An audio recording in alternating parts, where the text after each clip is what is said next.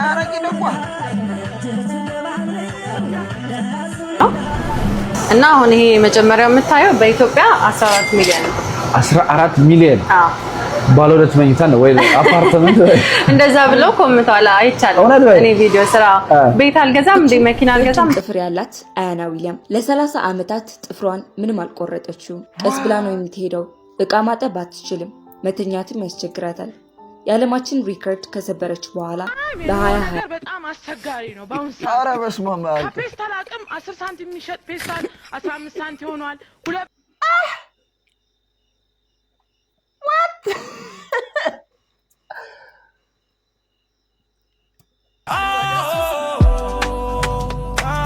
እኔ የምለው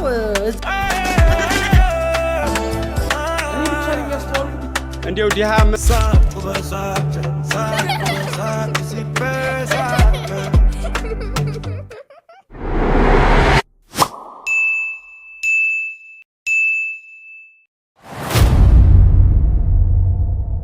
እንደምን አድራችሁ ብላችሁ ሰንብታችኋል ወገን?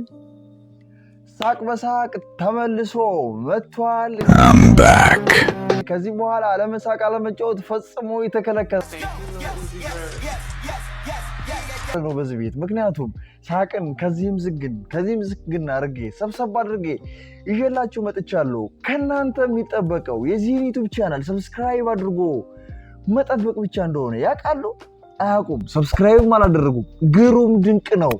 ብቻ ከናንተ የሚጠበቀው የዚህን ዩቲዩብ ቻናል ሰብስክራይብ አድርጎ ቤተሰብ መሆን ነው። ሳቅ በሳቅ ምን ይላል?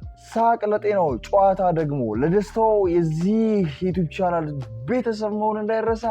ቀጥታ ወደ ጨዋታው እንሄዳለን። What is your gender? የዩኒቨርሲቲ ጥያቄ ቀጥሎ ይላል። Gender?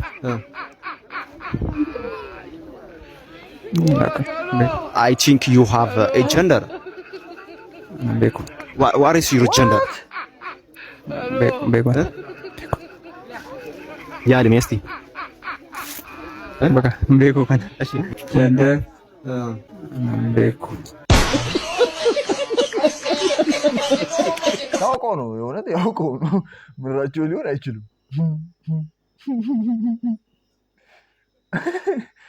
ያውቀው ነው ሊሆን የሚችለው። ሌላ ምንም እንድንል አንችልም። ኧረ አንድ በሉን ጎንደር ከተማ። ኧረ አህያው በዛ። ኧረ አንድ በሉን ተጋፋን። ኧረ ተጋፋን። ይኸው ያጁ መጩማ አህያው ነው ጎበዝ። ኧረ ታክሲ ቢያጠፋ የኔ ቅጣቱ ይበዛ ነበር።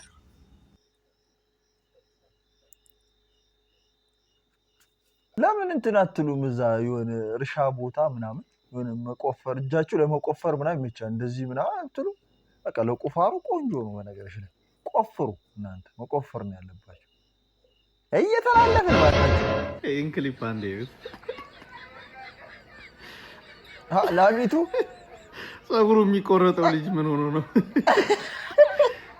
ቆራጩ ማለት ላማን ወይ ለምን እዛው አያልባትም? እንዴ ምንድነው ገብታ ግግም አናቷን ቢላት ኧረ በስመ አብ። ቆራጩ ሴት አለ። ቆይ አሁን ጋውኑን እንኳን አልሆነም። እማውን ቁርጥ ጀምሮት መሆን አለበት። ላማውን እየቀጠቀጠ ለማስወጣት ምን ያርግናት? አይጣ ላይ ድረስ ነው። ድንቀት ነው የገባች ላሚቱ። አይ ቲንክ ይመስለኛል ልትቆረጥ ይመስለኛል። እሷ መቆረጥ ያለብኝ ብላ አስባ ነው መሰለኝ። ዋት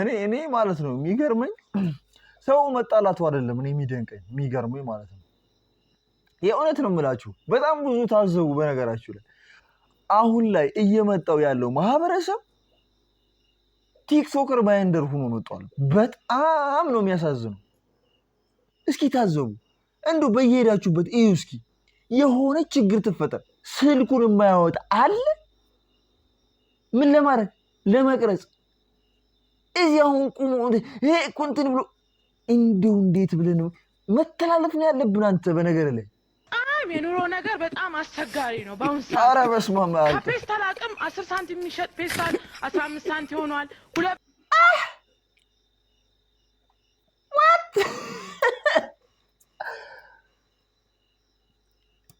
10 ሳንቲም 15 ሳንቲም እስኪ በ1996 በ1999 ነው እንጂ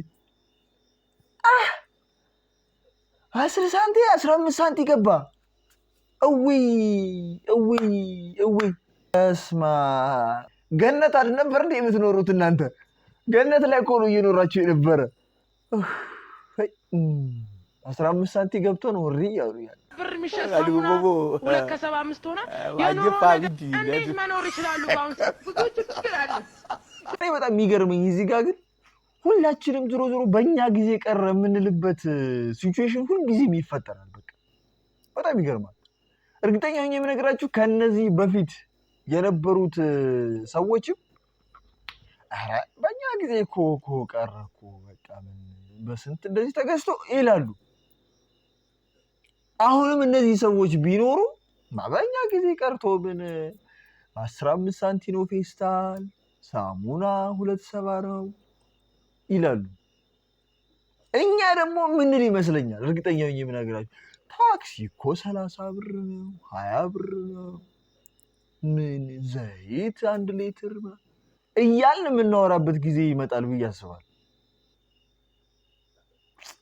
ብቻ ፈጣሪ ይሁነን ሲዝ መገናኛ እመቤቴን ትራንስፖርት ጀምሯል በግመል ያራዳ ልጆች በግመል ትራንስፖርት በየትኛው ኮሪደር ልማት ላይ ነው የሚንቀሳቀሰው ነው እንግዲህ 3 አይነት ነው የተሰጠው የሳይክል ከዛ የእግረኛ ከዛ የመኪና ነው የእንስሶች አልተሰራ ያን ያህል ብዙ ይጸድቃል ብዬ አላስብም ይሄ ነገር በቃ ከዚህ አይወለት ስንት ብር እንደሆነ እስኪ አጣርታችሁ ኢንፎርሜሽን ሰጡን እስኪ እኛም ቼክ እናደርጋለን በደንብ ከዓለማችን ረጅም ጥፍር ያላት አያና ዊሊያም ለ30 ዓመታት ጥፍሯን ምንም አልቆረጠችውም ቀስ ብላ ነው የምትሄደው እቃ ማጠብ አትችልም መተኛትም ያስቸግራታል የዓለማችን ሪከርድ ከሰበረች በኋላ በ2021 ሰዎች አፋቸው ከፍተው እንዲያዩዋት የሚያደርገው ጥፍሯን ቆረጠችው ኧረ እንኳን ተገላገሽ በስማም ወሎ መንፈስ ቅዱስ መከራሽን አይተሽበላሽ እኮ እንደዚህ እንደ እንጨት እንደዚህ አርጋ አንቀርፈሽ እየኖርሽ ህይወትሽን ተገላግለሻል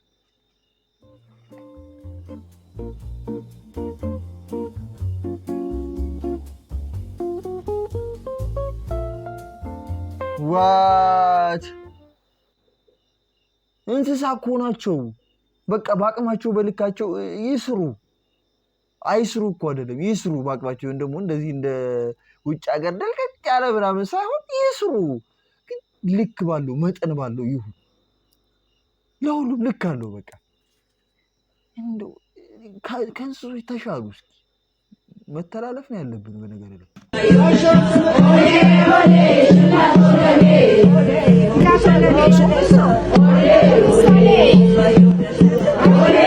ያረጋል ዲጄው ምን ይሰራል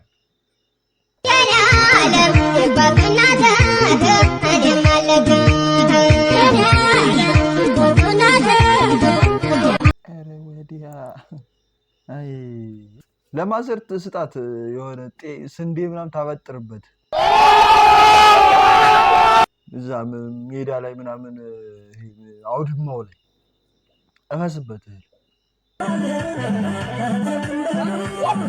አረቂ ደቋ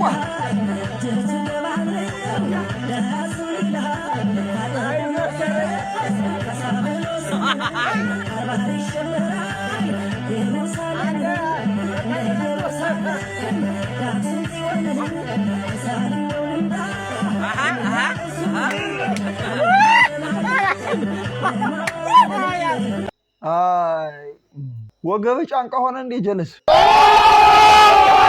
የሚዘፈነው እኮ ጫንቃ ላይ ነው እንጂ ቂጥ ላይ አይደለም ብራዘር ቀይረው ነው እኛ ተገልብጠን ወይ አንተ ተገልብጠሃል ወይ እኛ ተገልብጠን ከሁለት አንዱ እየተላለፈ በጣም በሚያሳዝን ሁኔታ አሁን እነ መንሱር ጀማል እስር ቤት ገብተዋል እሱ ሰዓት በቁጥጥር ስር ውለው እስር ቤት ገብተውላቸዋል ሰበር ዜና እነ መንሱር ጀማል እነ ሰራዊት ፍቅሬ እነ ብርሃኔ ነው አብርሃም ይሁን ብርሃኔ የሚባል እነማን ናቸው የሚባሉ ሌላ እነ ይግረም ደጀኔ ምናምን በሙሉ ሸቤ ገብተዋል በምን የተነሳ ይሄ ፈንቴክ ነው ምናምን የሚባል መኪና ወንድም ካሊድንም ጨምሮ ብዙ ሰው እነሱ ማስታወቂያ ነው የሰሩ ሰውየው በጣም ዋቴ ነው ይሄ መኪና እናስመጣለን የሚለው አድቨርታይዝ ሰሩልኝ ከፍላቸዋለሁ አላቸው በጣም እኮ ነው የሚያሳዝነው አሁን አንዳንዴ የሆነ ሰው መጥቶ የሆነ ነገር ስራልኝ አድቨርታይዝ ስራልኝ ይሄው መኪና አለ ይሄው እንደዚህ ነው ብሎ ካለ you do that መታሰር ያለበት ሰውየው ነው እኔ እስከሚገባኝ ድረስ መታሰር ያለበት ይሄ መኪና አለ እንደዚህ አመጣለሁ እንደዚህ ትሆናላችሁ ካለ ማን ነው መጠየቅ ያለበት ያ እንጂ አድቨርታይዝ ያደረጉት ሰዎች ፈጣሪ ያግዛችሁ ነው የሚባለው በጣም ደግሞ አሳማኝ ነገር ነው የታዩት ነገሮች የተሰጡ ኢንፎርሜሽኖች ምናምን በጣም አሳማኝ የሆኑ ነገሮች ናቸው እስከ ቅርቡ ጊዜ እንደውም ሰራዊት ፍቅሬ እየተከራከርን ነው ምናምን ብለው ነበር እንግዲህ ያው መጨረሻ ላይ አልተሳካም ማለት ነው ይሄ መጀመሪያው የምታየው በኢትዮጵያ 14 ሚሊዮን 14 ሚሊዮን ለመገመት ከበደኝ እኮ ነው ጌጥ 14 ሚሊዮን እየቀለልሽ ነው 14 ሚሊዮን ብር ቢኖራቸው አሁን ይሄን ቢገዙት በአመት ውስጥ ደብል ይሆናል ይሄ የዚህ ዋጋ ግን ባላንቶች አሉ 600 ነው 1 ግራም በድርሃም ከሆነ በኢትዮጵያ ከሆነ ደግሞ ወደ 30 ምናምን ሺህ ማለት ነው አሁን የዚህን ዋጋ ስንት ይመስላል የዚህ እኔ አልገምት ይሄ ሙሉ ጠቅላላ ከነ ጆሮ ስንት ይመስላል እኔ አልገምት አንቺ እንደዚህ አይነት ወርቆች እሺ አንደኛ ጥያቄ አሁን እስካሁን አንተ ጠይቀኸኛል እኔ ደግሞ ልጠይቅህ ይሄን የሚያክል ወርቅ ሰው ለምን የሚገዛ ይመስላል ወይም ደግሞ ለምን ምንሸጥ ይመስላል እንደዚህ ሰርተን ለኢንቨስትመንት እንጂ ለማጌጥ አይሆንም ማለት ለማጌጥም ለፕሮግራም ለሰርግም ይሆናል ጥሎሽም ይሄን አርገሽ ሰርግ መታደም ትችላለሽ አይከብድም ማለት ለመታደም ሳይሆን ለሙሽሪት ባል ለሙሽሪት ይሰጣል አንገትሽ ላይ ክብደት የለውም አሁን በሎካሎች እዚህ በሀገር በአረቦች ሀገር ብዙ አይተናል ልክ እንደዚህ አይነት ጥሎሽ ነው የሚሰጣቸው ስለዚህ አሁን ይሄንን የአንገቱን ካልሰጠ አያገባም አረ ስለዚህ ይሄ አንገቱና የጆሮ ዋጋው እንደ ግራሙ ነው እና አሁን ይሄ መጀመሪያው የምታየው በኢትዮጵያ 14 ሚሊዮን ባለ ሁለት መኝታ ነው ወይ አፓርትመንት እንደዛ ብለው ኮምንታላ አይቻልም እኔ ቪዲዮ ስራ ቤት አልገዛም እንደ መኪና አልገዛም ይላሉ ግን ብር ቢኖራቸው አሁን ይሄን ቢገዙት በአመት ውስጥ ደብል ይሆናል ይሄ የዚህ ዋጋ ግን ባላንቶች አሉ 600 ነው 1 ግራም በድርሃም ከሆነ በኢትዮጵያ ከሆነ ደግሞ ወደ 30 ምናምን ሺህ ማለት ነው ቀልደኛ እንዴት አይነት ቅንጦተኛ መጣሽብን ደግሞ አረ እየተላለፈ ከ12 ሚሊዮን ብር በላይ ወጪ ተደርጎበት የተገነባው የወንዝ ድልድይ በደቡብ ጎንደር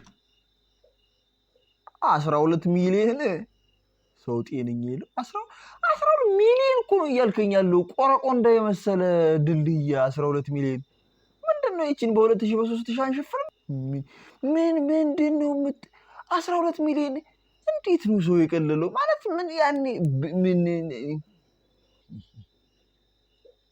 ምኑ ነው አሁን ይሄ ምኑ ነው 12 ሚሊዮን የሚፈጀው እስኪ ይሄ በሉኝ እስኪ ገብታችሁ ኮሜንት ላይ ይሄኛው ዕቃው 12 ሚሊዮን ይፈጃል በሉኝ ስሞትላችሁ አስተዳደር ፎጎራ ወረታ ወደ ሻጋና ባጋ በሚወስደው መንገድ አካል የሆነው የእርዝ ወንዝ ድልድይ እንደምትመለከቱት እንግዲህ ተገንብቶ ተመርቋል ማለት ነው ፎሎ ማድረግ እንዳይረሳ መልካም አዳ ኧረ በስመ አብ እየሄድን ነው ግን ኮሜንት ላይ አስቀምጡልን ወንዶች ግን ለምንድን ነው ትዳር እንደዚህ እንደ ጦር የምትፈሩት? እስቲ ንገሩን። በጣም ብዙ ወንዶች ስለ ትዳር ስለ ሰርግ ሲወራማ ተውት በቃ ገና ትዝ የሚላቸው ወጪው ገና ትዝ የሚላቸው ገንዘቡ ምናምን ነው።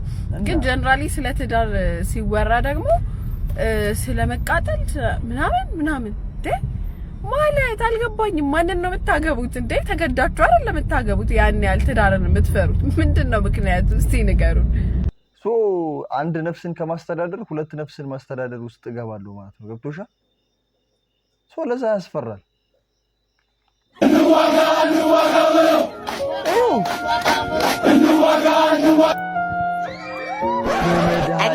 አቤት ስናደድ ለካ መሰራውን አላውቅም እንደ ታይብዬ ነግሬሽ ነበር። እስኪ ኮመንት ጻፉልኝ። እስኪ አሁን ይሄንን ስሙት በቃ ያያችሁት ምንም ሰው ይሁን ኮመንት ላይ ገብታችሁ እስኪ ለዚህ ምን ትላላችሁ? እስኪ አሁን አቁማችሁ ኮመንት ጻፉልኝ። ያን በለጋው ልጅነት አይን ባርገሽ ባንቀልባቷት ማታ እሑድ ሲባባ ልጄን ስትል ተጨንቀሻል፣ የእናት ውለታ ዋጋ ከፍለሻል፣ ማለኔ ይተካሻል። እናቴ ነሽ ዓለሜ፣ ህመምሽ ነው ህመሜ፣ ህመሜ ነሽ አንቺማ በዋልሽበት ገደማ። ያንን ለጋው ልጅነት ሳናውቀን ክፋት ደግነት እንቅልፍ አልገሽ በአንቀልባ ጧት ማታ እሑድ ሲባባ ልጄን ስትይ ተጨንቀሻል፣ እናት ውለታ ከፍለሻል፣ ማለኔ ይተካሻል።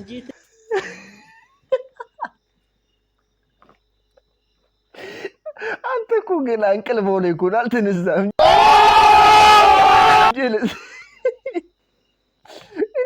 ያውቃችሁ እንደዚህ እየለቀቃችሁ በቃ እንደዚህ ያውቃችሁ በቃ እንደዚህ የምታረጉት ያውቃችሁ እናት ብታይ ራሱ የምትከዳ ይመስለኛል በዚህ አቋን።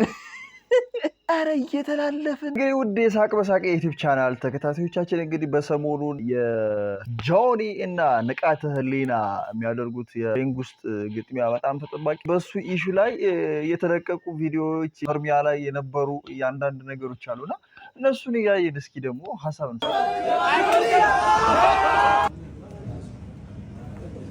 ጆኒ ላላ ጆኒ ያለች ኮንፊደንሻል ማን መነጽር ግን ላለመታየት ተፈራርታችሁ ነው። አይናችሁ እንዳይታይ ይመስላል። አዘንግጣ እንዳዘማ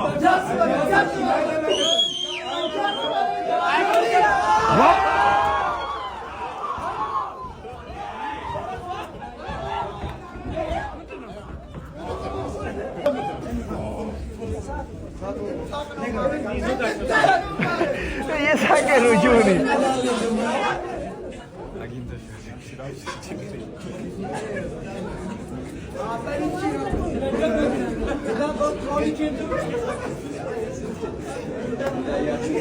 ሲሆን ወደ ውስጥ የምገባው እንዳያሳስብ እኛን መነና የኛ ስራ ነው።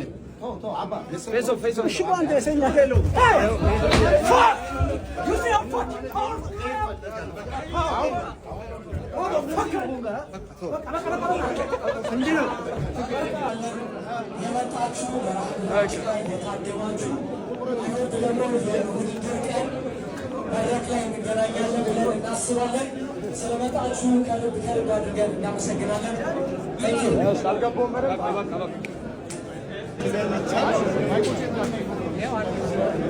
ፊርማ ሊፈራረሙ ማለት ነው።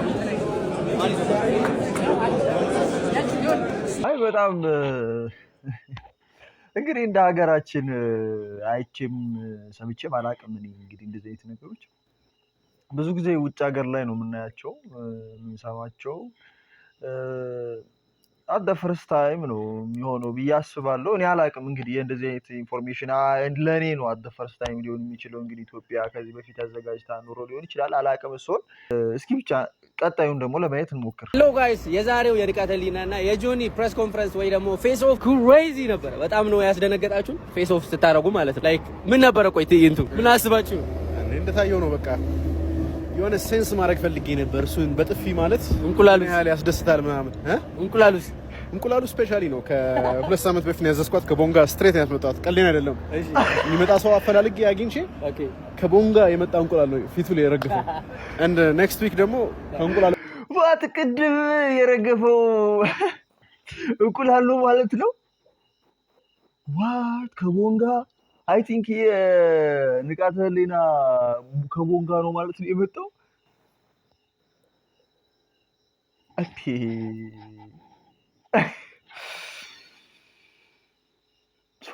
ጆኒ በጣም የእውነት ነው የምላችሁ በጣም ያስፈራል። በላይ ተሰበራል። ንቃተ ህሊና እስከ ስንት ራውንድ የምታቆየው ይመስላል? ፈርስት ራውንድ በመጀመሪያው 3ኛ ደቂቃ ውስጥ ፋይቱ ያልቃል። የንቃተ ህሊና ደካማ ጎን የምትለው ነገር ምንድነው? አስተሳሰብ። ኦኬ ለፈረንጆች አይኪው። ንቃተ ህሊና ቢያሸንፍስ? ማሰብ አልችልም ብሎ ዳዝንት ባል ነገር የለም። ብንል እንደ ምሳሌ ድንገት እንኳን ለምሳሌ ነው I can't see it ቢያሸንፍ ስትል ፒክቸሩ አይታየኝም። ስለዚህ there is no way ቢያሸንፍ ማለት no way የሚባል ነገር የለም። ቢያሸንፍ አላስበውም ራሱ። ይሄ ከንቃተ ህሊና ጋር የምታደርገው ፋይት ፐርሰናል ነው ወይስ it's just for business? why can't it be both? ሁለቱም ሆነ ይችላል። obviously ይቻላል። ስለዚህ ቢዝነሱም አለው ግን ሞር ፐርሰናል ደግሞ አለው። ያላችሁ ኢሞሽን እንደዛ ነው የሚገልጸው ብዬ ነው። እና ደግሞ ሱስ ይዞኛል። አሁን አንድ ቀምሽ ያለው እሱን መምታት ምን ያህል እንደሚያስደስት መምታት ያስደስታል። አሁን እንደ ሱሰኛ ነው እያከኩ ነው የምቀጠቅጠው። የመጨረሻው ጥያቄ ንቃተ ህሊናን እንደ ኦፖነንት ሪስፔክት ታደርገዋለህ? አላደርገውም። ዋት ኤኒዌይስ ሰምታችኋል። ሀሳብ አስተያየታችሁን ኮሜንት ላይ አስቀምጡልኝ።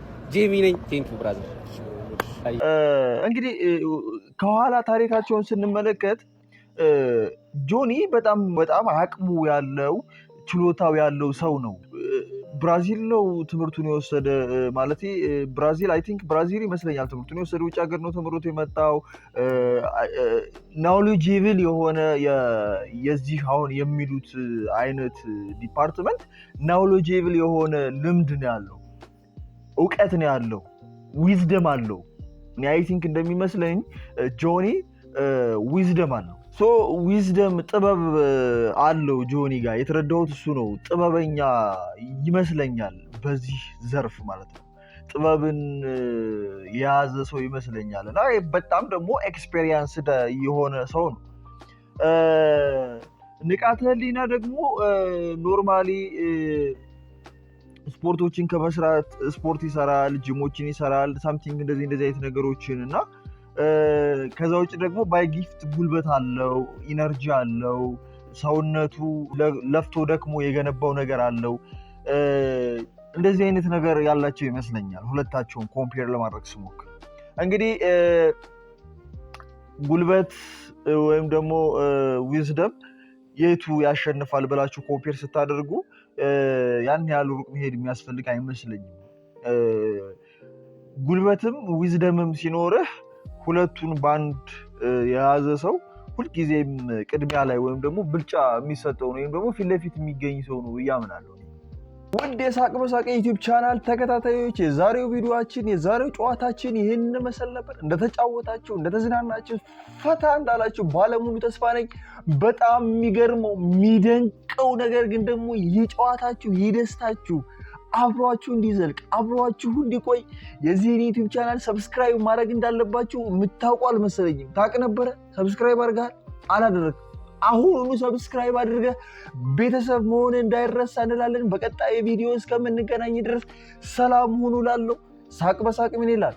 ሳቅ ለጤናው፣ ጨዋታ ደግሞ ለደስታው። የዚህ ዩቲዩብ ቻናል ቤተሰብ መሆን እንዳይረሳ። ሰላም ሁኑ።